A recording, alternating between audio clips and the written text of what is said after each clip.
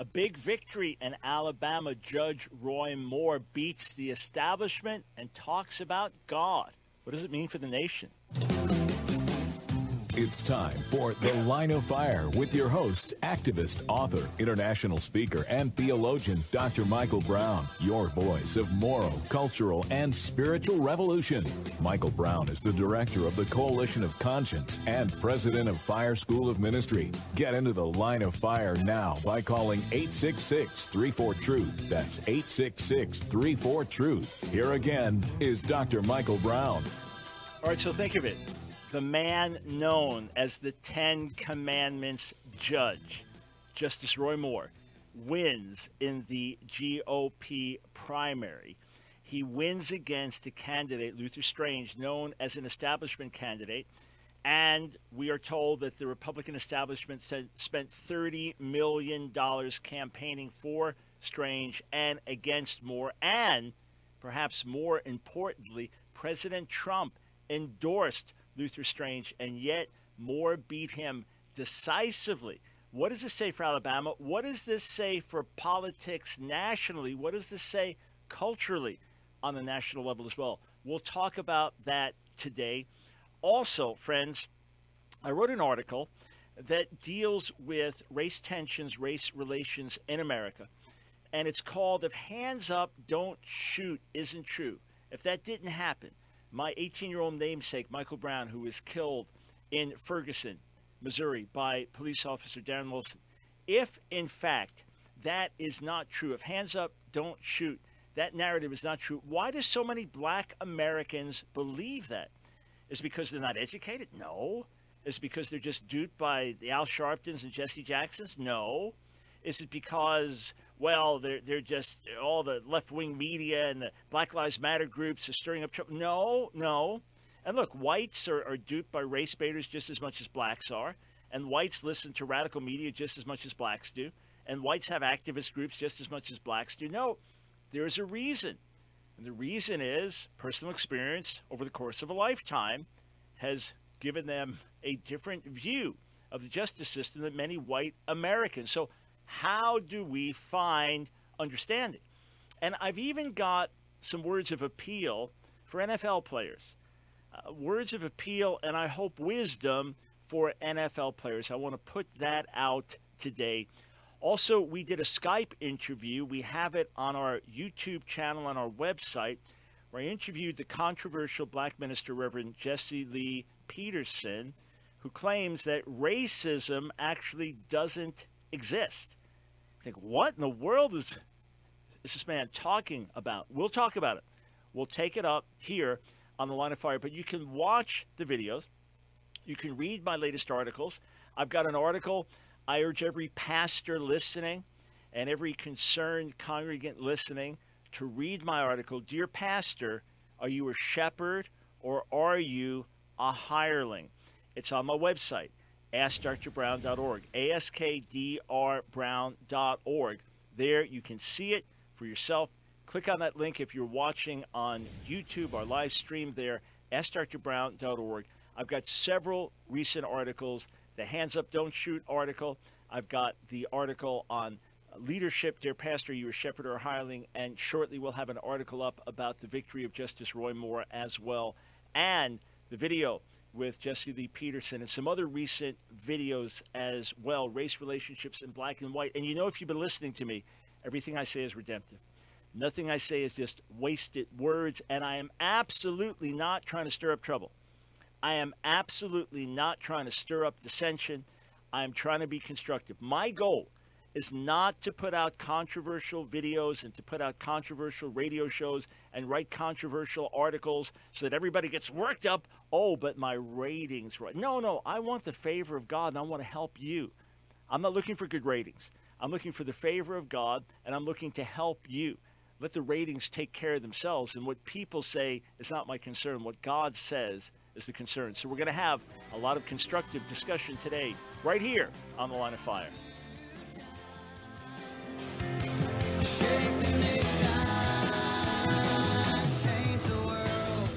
You don't need a PhD to know that our world is in serious trouble. All it takes is one glance at your social media feed to see that we're at a critical time, not just in our nation's history, but in world history. And this generation of believers is facing an unprecedented barrage of attacks against the truth of the gospel, and they're coming from 1,000 different directions.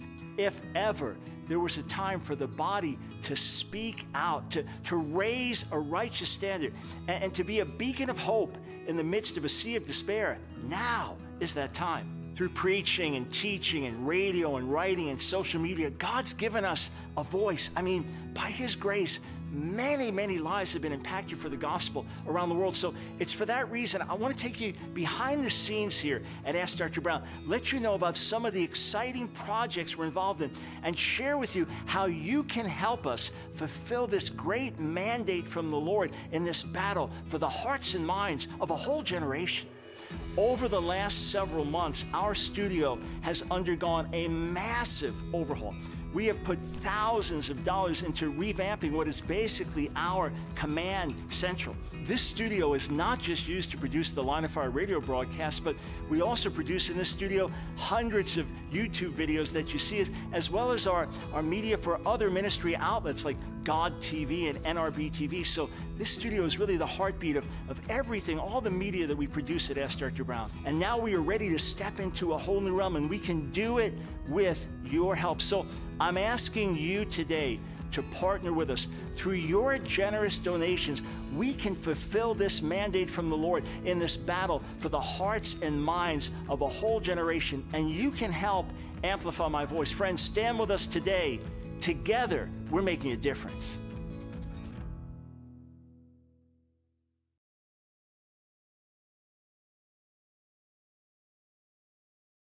At stjude.org. Oh God of burning, cleansing flame, send the fire. It's the Line of Fire with your host, Dr. Michael Brown. Get into the Line of Fire now by calling 866-34-TRUTH. Here again is Dr. Michael Brown. Let's focus on Alabama. Here we have the GOP runoff between Justice Roy Moore, who was the former Chief Justice, twice actually, in Alabama, and Luther Strange. Luther Strange, underwritten by GOP establishment and endorsed by President Trump, endorsed and supported by Vice President Mike Pence. On the other side, you had folks like Sarah Palin and Steve Bannon, and even cabinet members who were clearly on the side of Justice Moore. Now, I began following his career probably over 20 years ago when he had put a homemade version of the Ten Commandments hanging from his court in Alabama. And the ACLU sued him, and he lost and ultimately defied the courts. And so he had to face that battle and lose there. Then when he gets elected to be the Chief Justice of Alabama, let me just get the exact weight of this here. Chief Justice of Alabama, he installed a 5,280-pound granite block featuring constitutional quotes and 2 large tablets with the Ten Commandments outside the state judicial building. You had Justice Roy Moore. And of course, he was ordered to remove it, ultimately unseat it, and then won re-election, but then decided he was ultimately going to run for Senate. Now, there are some big lessons here, and I want to make this as clear as I possibly can. Now, I've read, I can't confirm this, but I've read that Jared Kushner had encouraged President Trump. So Donald Trump's son-in-law, Jared Kushner, who apparently is very influential in the Trump White House, had encouraged him to endorse Luther Strange. And from what we can tell, Jared and Ivanka are much more liberal in their persuasions, and Ivanka wanted to reach out more to Planned Parenthood and celebrating Gay Pride Month and things like this. So much more liberal, much more Democrat-leaning. And to the extent that President Trump has gone with their counsel or gone with their advice, if these things are true and accurate, it's gone against his base. It's gone against those who voted him in. So President Trump supported Luther Strange and went down to campaign for him on Friday. But amazingly, during the campaign rally, President Trump said things like, look, I may have made a mistake in endorsing him. I think he's going to win, but I may have made a mistake. He also said if his opponent wins, I'm going to really campaign for him. Campaign like heck, to paraphrase, for him. So he said that. And immediately last night, after Roy Moore was announced the victor in Alabama, now again, he still has to beat the Democratic candidate, but that seems fairly likely in a conservative state like Alabama, or a strongly Republican state like Alabama, where Justice Moore has been so popular for so many years. But here's the deal. Trump immediately congratulates Roy Moore and then deletes his immediately earlier tweets supporting Luther Strange. Isn't that something? All right, so a few lessons to learn. Number one, Moore's victory reminds us that the same anti-establishment wave that brought President Trump to power brought him to victory. To the extent that President Trump is identified with the establishment, to that extent, he loses much of his base. To the extent that Roy Moore was identified as opposing the establishment, which he does, quote, wants to drain the swamp. I think it's pretty clear he's not going to be bought. He's not going to bow down. He has already lived that out. Like it or not, he's already lived that out. Oh, and Huffington Post, this tells you all you needed to know. This is the headline on Huffington Post last night. I immediately went to look. GOP picks conservative Christian anti-establishment candidate. Yeah. GOP picks conservative Christian anti-establishment candidate. That tells me everything. I'm sorry. That's my interpretation of the Huffington Post. I'm sorry. I told you what it meant to me. Here's what the Post said. Alabama earthquake. GOP picks outsider bigot. Oh, you see, I gave you my interpretation of it. When the Huffington Post calls someone an outsider bigot, GOP picks outsider bigot, calls it an Alabama earthquake, what they're telling you is the interpretation I put on it.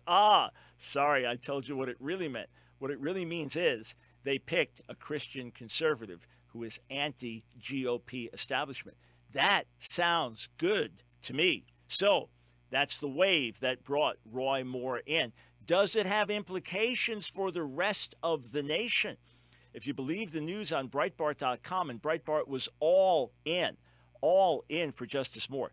If you believe their reports, establishment candidates around the country are shaking. Those that are up for re-election, GOP establishment candidates are up for re-election in 2018. And basically, the message that was being sent last night was this. And you have to realize when President Trump did the rally for Luther Strange, people chanted USA, USA. They were chanting that more than they were chanting Luther Strange, Luther Strange. And there were people that are saying, President, we love you, but we're voting for Roy Moore. All right, so the message was loud and clear. President Trump made a big mistake, and I hope he learns from it. I hope he learns that those who voted for him did not vote for him to be an establishment candidate. Those who voted for him did not vote for him to play games with the establishment, be it Democratic or Republican. Those who voted for him to, quote, drain the swamp, not become part of the swamp. You say, is he tough enough to go against it? Yeah, he makes mistakes. He says things that I think are stupid and that regrettable. I wish he didn't say. But one thing you can't question is he's bullheaded. And if he wants to go in a certain direction, he's going to go there. This is the direction he needs to go, anti-establishment. That's what's going to empower him to get a conservative agenda pushed through. So the message being sent was this. We've had it with your compromise and your political games. We've had it with career politicians in general. You represent what we reject. You represent one of the major reasons we voted for Donald Trump. Your time in D.C. is over. That message was sent loud and clear in the state of Alabama. But here's what really got my attention. This was the big thing to me. Because, look, politics plays a role in America, but it's secondary. And I am patriotic to our country, but I'm far more allegiant to the Lord. All right? My highest allegiance is to him and his kingdom. And if America turns away from God, then I stand with God. All right? And that's your heart, too, if you're a lover of Jesus. So our patriotism is subjected to our love for God and our allegiance to his kingdom. So look at what Roy Moore says. So, again, known as the Ten Commandments judge. Just check this out. Comments last night after the victory. As long as it's constitutional, as long as it advances our society, our culture, our country, I will be supportive. As long as it's constitutional. but we have to return to knowledge of God and the Constitution of the United States to the United States Congress. I believe we can make America great, but we must make America good, and you cannot make America good without acknowledging the sovereign source of that goodness, the sovereign source of our law, liberty, and government, which is Almighty God. We have become a nation, he said, that has distanced ourselves from the very foundation. Washington said that of all the dispositions and habits which lead to political prosperity, religion and morality are indispensable supports. And he spoke of protests, demonstrations, mobs, racial strife, but said we're all made in the image of God. And I read this. I thought that's talking points from my book, Saving a Sick America. That's straight out of my book. I don't mean he got it from me. I mean, we got it from the same place, from our nation's founding and from the Bible. Here's what I wrote. Saving a Sick America. You tell me if this doesn't sound like what Justice Moore just said. Quote, now there is a widely circulated, powerful quote attributed to Alexis de Tocqueville, a quote that scholars agree does not originate with him. But regardless of who first uttered these words, if not Tocqueville, then one of his contemporaries, I wholeheartedly affirm the sentiments they reflect. Quote, America is great because America is good, and if America ever ceases to be good, America will cease to be great. This is from my book, Saving a Sick America. This sounds like just what Justice Moore said last night. These words underlie the central argument of this book, Saving a Sick America. America can be great only to the extent that America is good, and for America to be good, it must recapture its biblical heritage. Stated another way, a theocracy is not the answer. Returning to God's word is the answer. And what's one of the major chapters in the book, and a way to deal with the abortion culture in our society and the despising of the weak and the marginalizing of the weak in our society? It's the recognition that every one of us is created in the image of God. And that's what Justice Moore says is the key in the midst of all the protests and the tensions, going back to the realization that we're all created in the image of God. I want to get Saving a Sick America to Justice Moore and his team and say, hey, man, let's distribute this. Let's get this out because we're speaking the same language. Now, does all of America agree with that? No, of course not. And Justice Moore was voted in by conservative voters, largely Christian-based voters in Alabama. But this is not the only part of the nation that resonates with this message. And here's our opportunity to show the world that God has a better way, that God's ways are ways of life. He made us. He created us. He knows what's best for us. As we follow him, we find the path of life, eternal life, unending life, abundant life. We'll be right back. We're going to shift gears, talk again about racial tensions. I want to get your feedback on the other side of the break.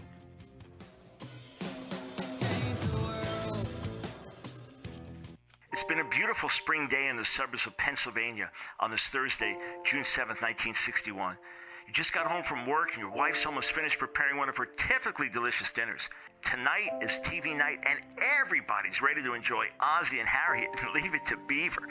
Of course, a live in-person show is incredible. Who could forget your family outing 2 weeks ago when you all drove into Manhattan and saw My Fair Lady on Broadway? But TV has its own unique appeal, especially with shows like Lassie and Andy Griffith and Walt Disney's Wonderful World of Color and Father Knows Best and the Flintstones. And they're all on at night so the whole family can enjoy them together. Well, on this lovely spring night, you're a bit more tired than you realize, fighting to stay awake through the current Beaver episode, even though it's a bit more suspenseful than normal. But this night, you doze off just before the end of the program, and when you wake up a few minutes later, everything's changed. Well, the TV's still there, except it's giant now, flat, hanging on a wall, exploding with colors, and instead of the smiling Cleaver family, it's... No, this can't be real. A nude couple going on their first date? What's happening? In a panic, you look for another channel, quickly figuring out how to use the newfangled remote control you now hold in your hands, but your eyes can't believe what you're seeing. Did I wake up in hell? But something else is different when you look around the room. You're the only one there. Your 15-year-old son is out with his best friend Robbie, who used to be called Robin, back when he was a girl, along with Robbie's 17-year-old brother. They went to see a new movie in the Hostel series where people are tortured to death and mutilated for fun, but hey, at least he's out of the house. It's better than playing Grand Theft Auto for 6 straight hours where your boy's raping women and killing cops on his video screen. Suddenly you wake up with a start.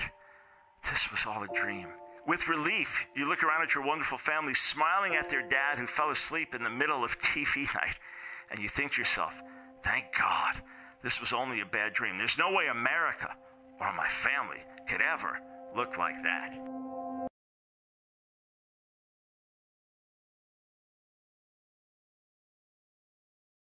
Brown. Get into the line of fire now by calling 866-34-TRUTH. Here again is Dr. Michael Brown. Welcome back, friends, to the line of fire. All right, let's put some questions out there. 866-34-TRUTH. 866-348-7884. By the way, everyone watching our live YouTube stream, you can call. I know you're watching and it's easy to type in comments, but you can call. Phones are open to you. It's not just folks listening by radio that can call in 866-348-7884. I want to talk to you from my heart, all right? As honestly and personally as I can. I want to thank many, many callers to this radio show over the years who have helped fill in blind spots in my life. I want to thank those of you who've called full of respect and honor, speaking love to me, appreciation for me, with words like, I love you, Dr. Brown, but... And then you have proceeded to explain to me a perspective that I didn't have before. Or let's say I had it in limited proportion. You see, what I always try to do when I'm engaging any major issue is I do my best to understand where the other side is coming from. I do my best to put myself in their shoes. Can I put myself in the shoes of a Mexican immigrant living in America? No, I'm not from Mexico. And I don't know what it's like to be an immigrant in America. Can I put myself in the shoes of a black American growing up in the inner city of America? No, I can't. I'm not black and didn't grow up in the inner city. Can I put myself in the shoes of someone that believes they're a man trapped in a woman's body and a struggle like this? No, I can't. I can't. I do my best to, but I can't. But here's what I can do. And I'm mentioning all kinds of different situations, right? And I'm not saying there's moral right or wrong. I'm just mentioning different situations that obviously can't relate to. Can I relate to what it's like to be a Hollywood celebrity making $20 million a year? And no, I can't. I know what it's like to be a public figure, but no, I can't relate to that. But here's what I can do. I can talk to enough people, and I can listen. I can listen. I can understand. I can pray. I can ask God to give me sensitivity. And that's exactly what's happened in many major issues that I've tackled over the years, that I've seen as I've listened, that I can now convey things in a way that others will say, you know, Dr. Brown, you understand. No, I don't. I can't fully understand. We know that. We grasp that. All right? But I can have enough empathy. My heart can break. I can say, oh, okay, this is something important. Now I better understand the issues. You know what that means? I could get up and play the role of a gay activist theologian and passionately argue for the gay interpretation, even though I know it's wrong, and make a social case, make a justice case, make a theological case. I could do it passionately. I could do it, I think, as well as a gay activist or a gay theologian. I understand it enough, and I've prayed enough over the issues and listened enough and tried to take things in enough that I believe I can do it. I could get up and play the role of an Orthodox Jewish rabbi. Of course, that's easier. I'm Jewish myself and grew up not believing in Jesus, but I wasn't Orthodox. I could get up and play the role of an Orthodox Jewish rabbi and debate the issues and do a great job of doing it and get people concerned and then say, okay, here are the answers. Here's why we know Jesus really is the Messiah, how we know Yeshua is our Messiah. So I want to thank you who have called in over the years and differed with me or shared perspectives, or just as we discussed issues. When I heard the two sides, I thought very interesting, very enlightening. Earlier this week, I got calls from, for example, a conservative, black, former military man, and he weighed in on the NFL protests. That was a helpful perspective. And I got calls from people, different ethnic backgrounds, different social backgrounds, different race backgrounds, and their perspectives were very, very helpful. Now, ultimately, I'm going to do my best to determine right and wrong by what's written in Scripture, all right? I'm going to look at what's written in Scripture and now apply that to every area of life as best as I can. Sometimes it's very obvious and easy. Sometimes it's not so obvious and easy. But that's always going to be the goal. But then when we listen to different sides, when we take in different sides, what happens is that we now understand, there's more to the argument. I see where this one's coming from. I see where that one's coming from. So let me ask you a question. And I'm opening the phones now for honest calls. All right? 866-348-7884. The hands up, don't shoot narrative is a myth. My namesake, Michael Brown, 18 years old, killed in Ferguson. That's a myth. That did not happen. The Department of Justice was waiting to hang the police of Ferguson, so to say, metaphorically speaking, and nail them and say, you're guilty. But the evidence simply wasn't there. If there had even been a shred of strong evidence, it would have been pushed. It didn't happen because it wasn't there. It's unfortunate that the young man died. We feel the pain and recognize the pain that his parents may have felt and certainly felt, absolutely felt. I should say we can feel some of the pain that they certainly felt. But hands up, don't shoot, it's a myth. Never happened. Never happened. And yet every day I see news, every single day, referencing the death of Michael Brown as a key civil rights moment in recent American history. So here's my question, and I want you to call in and be as honest as you can. And I want you to call in and not worry about offending anyone. And if you can't call, you're watching on YouTube, post your comments there in the chat, and I'll check them during my next break. But here's the question. Why do so many black Americans still believe hands up, don't shoot did happen? Why are so many black Americans skeptical of the police and skeptical of the courts? Why? I want you to be as honest as you can. You can call and say, I'm white, I'm black, I'm Hispanic, I'm Asian, or you don't have to identify that at all.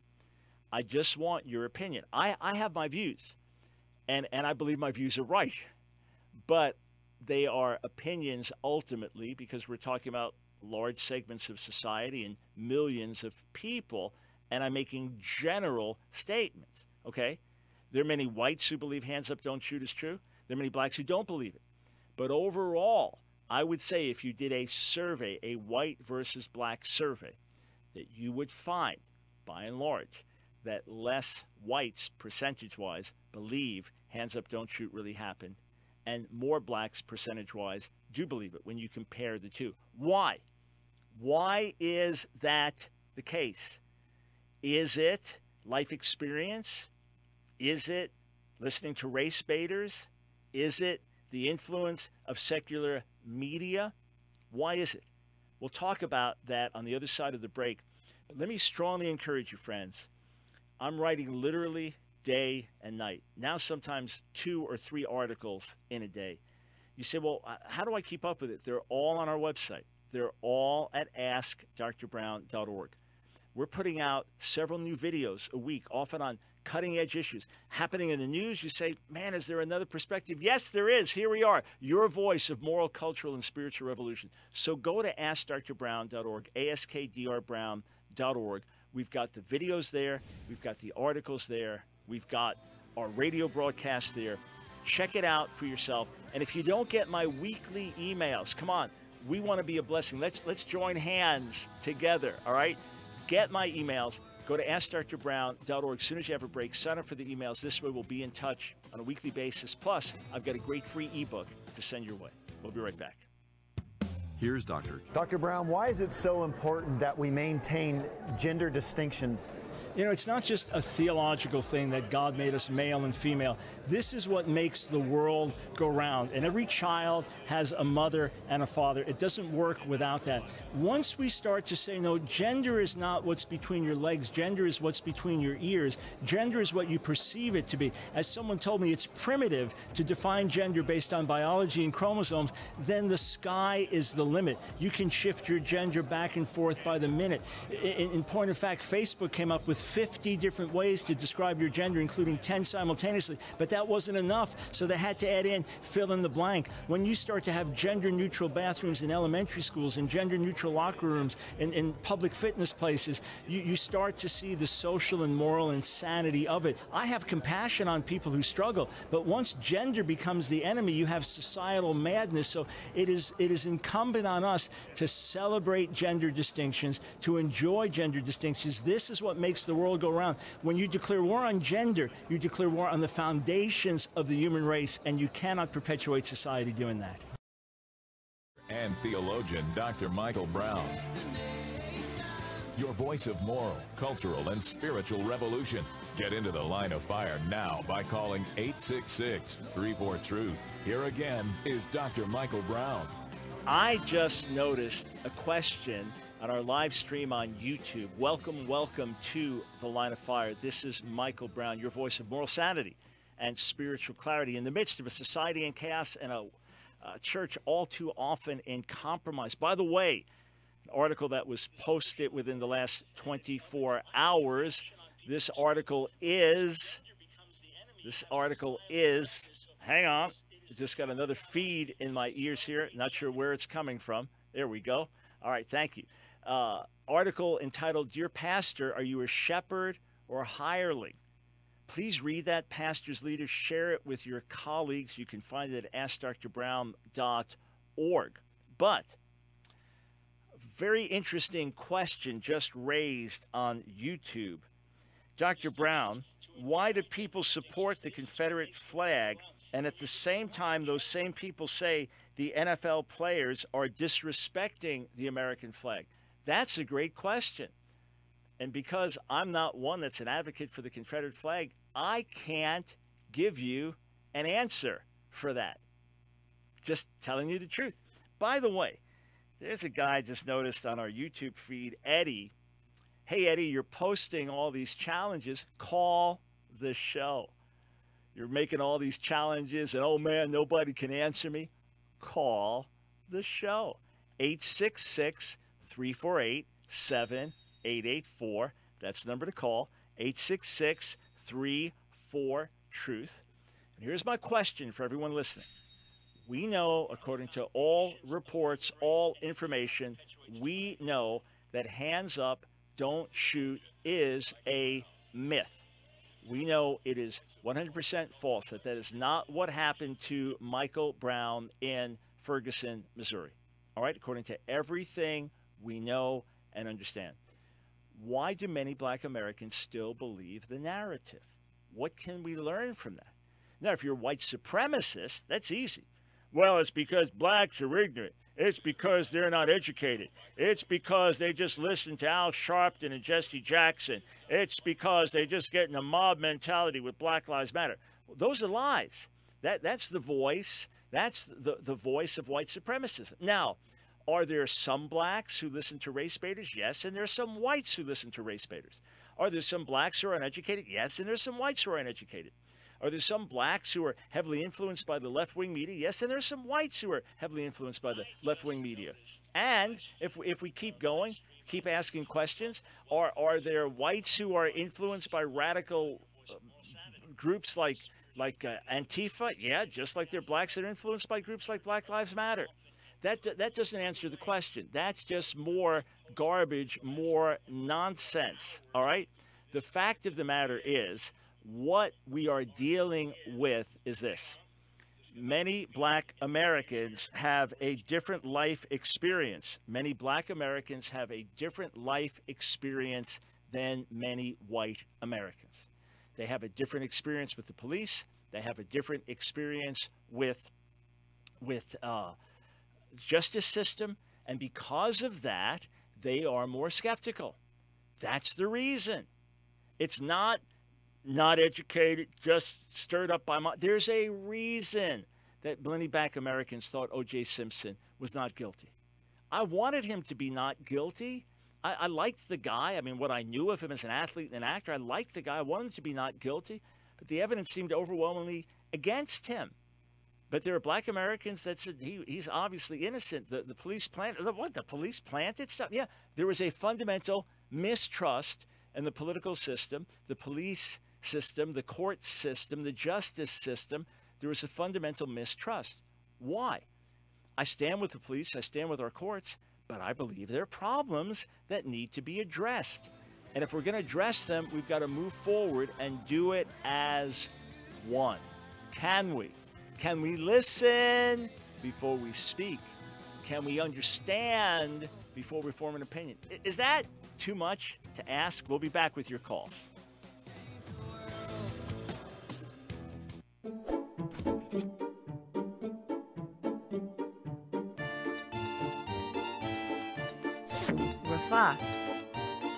Rafa, to restore, to heal, to repair, to make wholesome. I wrote my entire doctoral dissertation on the Hebrew word for healing, and the root is Rafa. And what I discovered reading the Hebrew Bible and then comparing the Hebrew to the other Semitic languages is that the root fundamentally means to make whole. It's about restoration and wholesomeness that can include physical healing, but is not limited to it. That's why the same verb can be used, say, for healing a sick body, Hezekiah, 2 Kings chapter 20. It can be used for repairing a broken down altar, 1 Kings chapter 18 with Elijah. It can be used for making wholesome undrinkable waters, say 2 Kings chapter 2 with Elisha. It can be used for repairing the earth's fissures after an earthquake, say Psalm 60.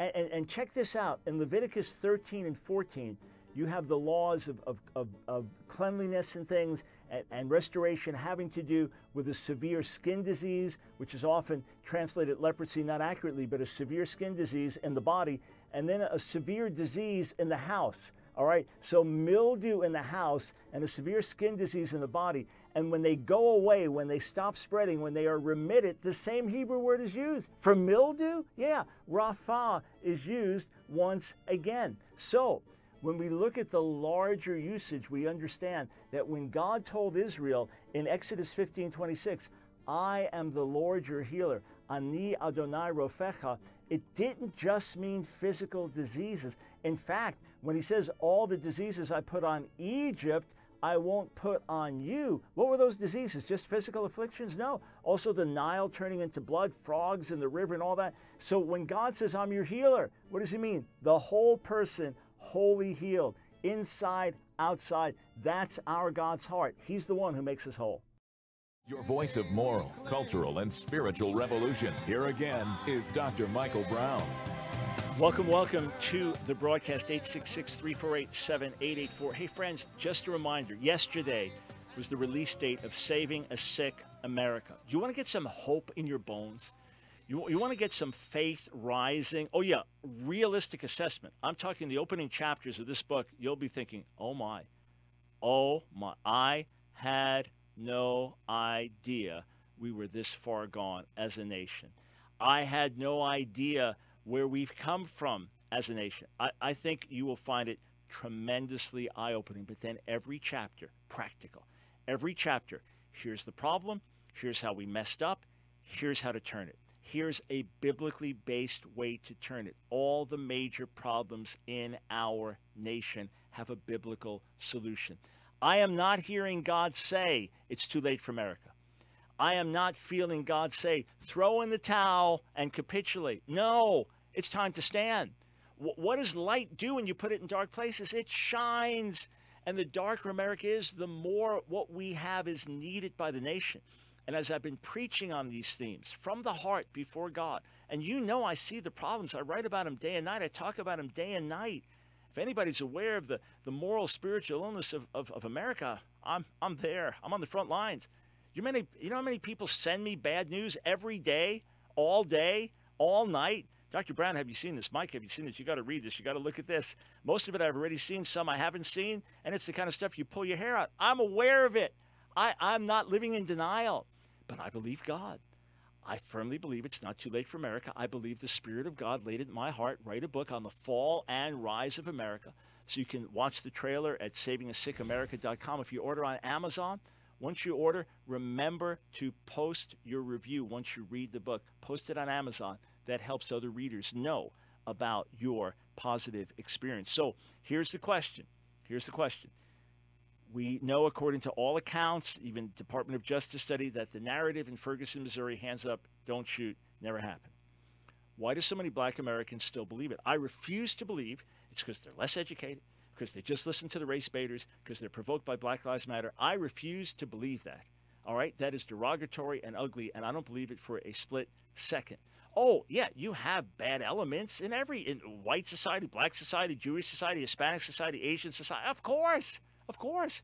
And so many across the board in our society are just led like sheep by the activists and the major agitating voices and the secular media. Yeah, I recognize that. That's across the board. But what I've learned, 9 years of doing talk radio and countless calls from people of different color and ethnicity, is not everybody's experience in America is the same. That's my take. That's what I believe. I want to hear from you.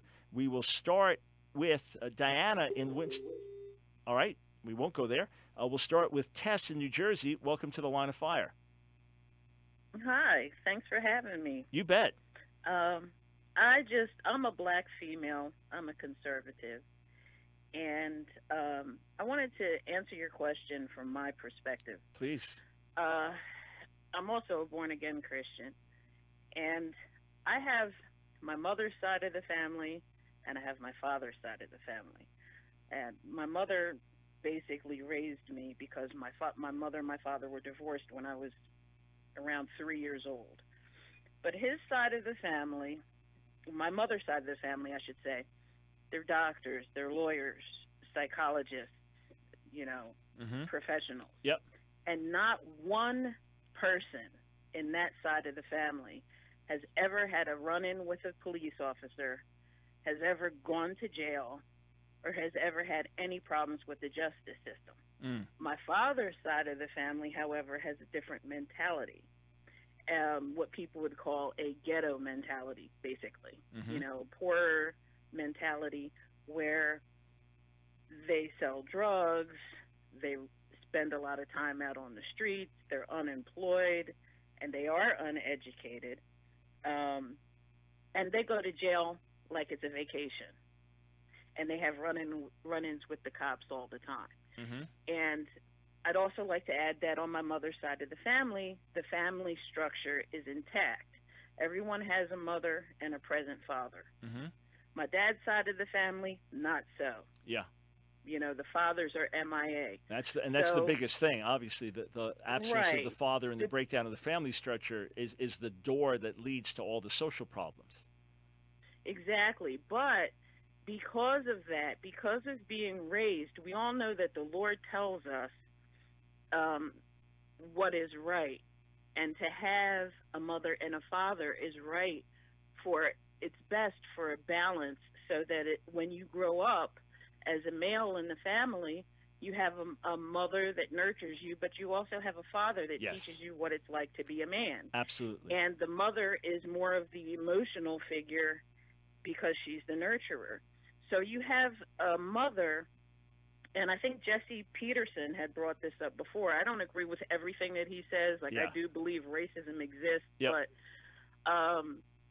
he has said this before, which I think is an excellent point. When you have a bunch of males in a society that are only raised by their mothers, and they see their mother's emotional reactions, and they only learn how to react within their emotions, and they're indoctrinated in this kind of victim mentality where they are weak and they are unable to do things, and anybody that questions them or butts heads with them, they immediately slip into this victim mentality and they go emotional. That's why when the cops stop them, I've been stopped by a police officer before, and he says, "Miss, license and registration." I said, "Yes, officer."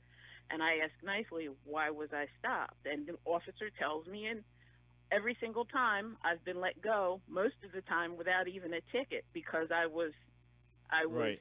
So you had you had the environment the upbringing, even though there was divorce in the family, there was still a stable family structure that you came from, one that had the male-female pattern there established. Look, the world's best father is not a mother, and the world's best mother is not a father. God made us differently. Right. That's why it but takes. I did have a stepfather. Got it. I did have a stepfather. Right. So, Okay. so that right. That's major, and I'm glad you mentioned that. So, in point of fact, a child cannot come into the world without a father and mother, and that is for a reason. They both play an essential role in the upbringing of the child. So, yeah, you are hitting on a key issue, and again, even the difference in perspective. I've had Africans who've moved over to the States who are highly educated, say from Nigeria, and they say, oh, we don't relate to this. We have a very different perspective. Absolutely. So again, it's not to find, the goal is not to attack, the goal is to be constructive. But yes, that life experience, so critically important. By the way, Tess, were you watching on our YouTube stream?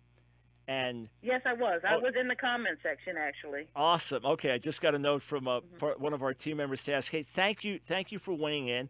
And again, friends, watching on YouTube, call in. The same number works, 866-34-TRUTH.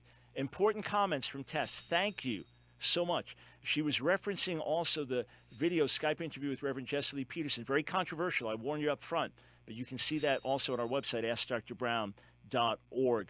Let's go over to Raleigh. Ron, welcome to the Line of Fire. Yes, thanks, Dr. Brown. There's just so much in this that I don't even know where to start. So I'll kind of give you a little, the issue here is history. And a lot of people don't know American history. You mentioned something about the family structure being broken down. Well, a lot of, Africans who came over here, they tried to have families, and someone broke their families up, sold their kids off, sold their wives off. So who was responsible for that? And when they sold the family off, did the Africans who were in America, were they destroyed, victimized? Did it hurt when they lost their families, or did they just move on? But I know in African American history, it devastated them when they lost their families, sold as cattle. As chattel. Let me just ask you this important question. I want to come back to you. I've read that in the early 1900s, there was a lot more stability in the African-American family than there is now, and that there was a great rebuilding after the horrors of slavery, which absolutely did terrible destruction to the family by the choice of the slave owners, that you didn't have the man to be there. Do you think the welfare system has contributed to that today? Well, the welfare system has had a clause in it that they couldn't have the man in the house, and that drove the man out of the house because they needed those benefits, and that man couldn't find a job. So let me stay. All right. Stay here. We got a break. I go straight back to you on the other side of the break. I only raise that to say that I'm looking at larger systemic issues. I think the welfare problem, even if the welfare system was well-intended, it has hurt families, poor families, black and white and Hispanic. It has hurt them in many ways more than it has helped them. Yeah, big issues. We'll be right back. I want to present to you a unique way that you can partner together with me to reach Jewish people with the good news of Jesus, Yeshua, the Messiah. Hey, Paul wrote that the gospel is to the Jew first, but many of us don't know how to reach the Jewish people with the gospel. Can I tell you, we have a unique open door, and Jewish people are ready to hear, but we need your help. When I was in Israel recently, my last hour in Jerusalem, about a dozen different people came up to me, and they wanted to thank me for the impact of our message. One Jewish woman came up to me, a believer in Jesus. She said, "You saved my son's life. He was falling away. He was getting pulled by other objections to Jesus. He read your material. He's back in the faith." A young man came up to me. He said he and his Orthodox Jewish friends, here he is, with the yarmulke yarmulke, the head covering, the traditional Jewish outfit. He said he and his Jewish friends, his Orthodox friends, watch my debates with rabbis. A few years ago, I was able to lead a Holocaust survivor to faith in Jesus. He was a brilliant man, an atheist who had fled the Holocaust. He read my books on answering Jewish objections to Jesus, came to faith, led his wife to the Lord before they left this world. Friends, we have the resources. We have books ready to be translated in Hebrew to be distributed in Israel. We have our Real Messiah website, unique for reaching Jewish people, Orthodox Jews with the gospel, ready to be translated in Hebrew, ready to do internet campaigns to get into every home in Israel. Every cell phone in Israel can have this message, but we need your help. Every gift to our ministry will literally help us reach another Jewish person with the good news of Jesus the Messiah. Go to AskDrBrown.org. AskDrBrown.org, and when you go there, we will partner together to bring salvation to Israel and the Jewish people. Together, we're making a great difference. Now is the time to reach the lost sheep of the house of Israel, to share in this end-time harvest of Jewish souls, and to find out how to receive this 2-DVD set, Predestination, Election, and the Will of God Debate. Go to AskDrBrown.org and click the TV banner. Is Dr. Michael Brown. Welcome back to the Line of Fire. Friends, we're committed to having serious conversations. I'm not primarily concerned with if I offend someone. I want to be loving and I want to speak the truth. Those are the key things. If I do that, ultimately I'll help people, not hurt them. And we're going to have discussions that are uncomfortable. But how else are we going to make progress unless people can call in and express their views, and then you can say why you agree or disagree. But let us listen to one another, learn from one another, and then more clearly form our own perspectives and come to our conclusions. All right, Ron and Raleigh, thanks for holding. Back to you, sir. Go ahead. Yeah, so, and the key word here is compassion. It's the key word. And so, like the caller was saying before, that, the family system is broken down. Well, it was, the slave master broke that family system down so he could dominate the race in order to maintain them and keep them enslaved. Now, let's move out of slavery, and of course, slavery is not finished. But there was other things that they put in systems, and they used the legal system. They used the court system in order to put these laws on these. It took away their culture, their language, their religion, their name, their connection to their family, even back at home in slavery in Africa. Then you come out of that, and then you have, from 1865, we had a golden period from 1866 and maybe like 1880, and then you go into the Jim Crow period. And in this Jim Crow period, what are they using to subjugate black people? Well, you had the overseer is now moving into the police force, and he's policing. They had laws on the books in North Carolina that they called a black man on the street. They could stop him and put him in jail because he wasn't working anywhere. This is North Carolina law. You see, and so it's the law. So if you take, if you have a police, and a lot of times when the Ku Klux Klan came to terrorize these black Americans, now this ain't an illegal alien we're talking about. This is a black American. This is an American citizen.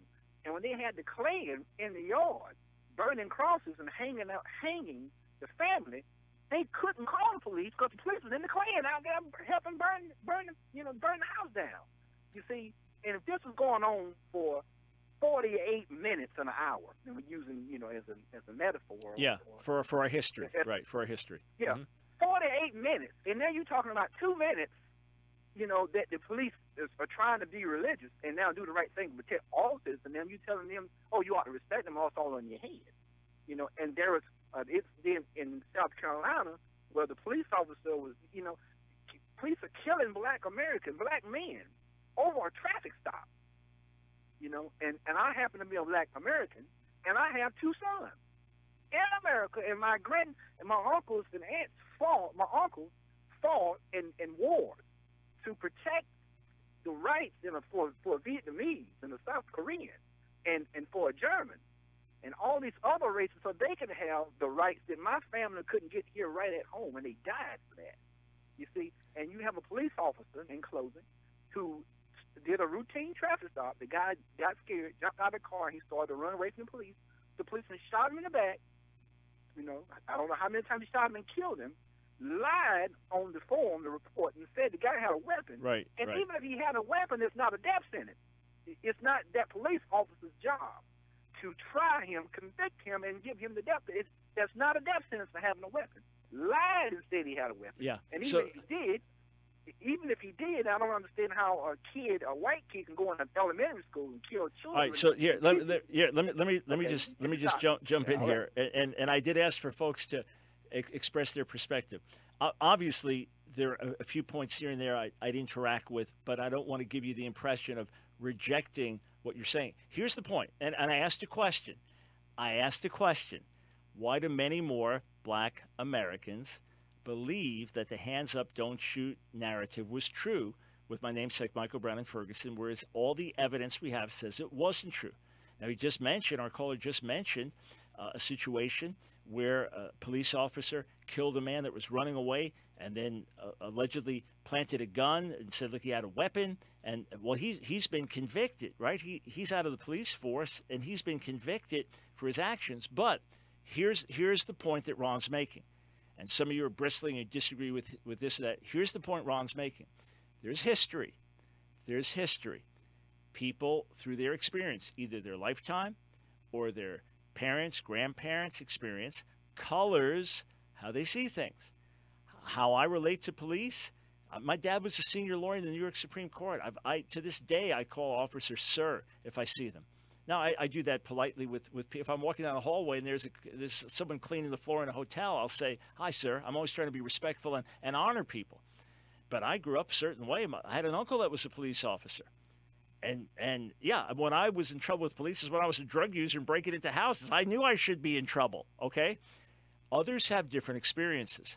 And that's the point that I want to get across. And that's where we need to talk to each other, all right?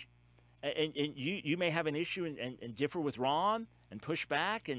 But I'm glad, and Ron, thank you for calling, sir. I'm glad that Ron called and laid that out. And now the big question is, okay, the past is past. Where are we today? How do we, as a people, as America, as one nation under God, how do we come together to help fix problems? Where there's a perception of injustice and it's not there, how do we get rid of that perception? Where there is injustice and it's being ignored, how do we deal with it? My listening and engagement tells me this, that many times white Americans don't see racism when it is there. Many times black Americans see it when it isn't there. As we have conversations, we can learn from each other. I wanted to get into some thoughts about the sexual revolution and why it's bound to fail and why transgender activism is bound to fail. We'll come back to those things. Maybe I'll write some on it as well. Remember, catch up with my latest articles. Got a new article on Justice Roy Moore winning in Alabama, what that means. I've got an article asking pastors, are you shepherds or hirelings? A controversial issue with black leader Jesse Lee Peterson on video. All those on the website, askdrbrown.org. But I do have this appeal. I do have this appeal to NFL players and NFL owners. I know right now you're fighting back against President Trump. I know right now the big protest is against the president. But I want to urge you, because you're losing sponsors, people are dropping out, losing popularity. I read where John Elway, famous quarterback and now a leader of Denver Broncos team, executive leader, that he wants to get rid of the politics, get back to playing football. I think that's how most football players feel. How about just going on with the anthem?